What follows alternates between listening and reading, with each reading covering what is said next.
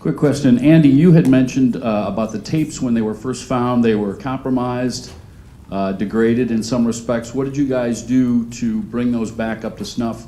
And did you lose any footage in that? We worked with a vendor who is a professional sound engineer, and with these types of tapes, you have to, you can't just play them right out of the box after they've been sitting around for 30 years. You have to bake them, and that literally, you put them in, some people put them in the oven. This guy had this, it's a like a dehydrator for mushrooms type of thing. Not to be confused with some other things. But anyways, you have to bake the tapes. And then we actually used Betty's original recording device, which is a Nagra reel-to-reel recorder.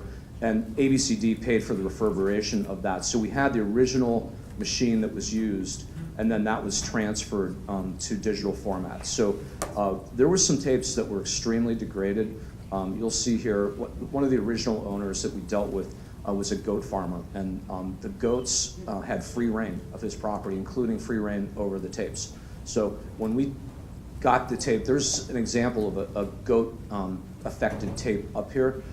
They're quite something to deal with. Having said that, we were able to get transfers of everything that we had obtained. So that's the good news. But yes, we didn't personally do it. In fact, we were petrified to play any of these things off the original reel-to-reel format that we'd screw it up.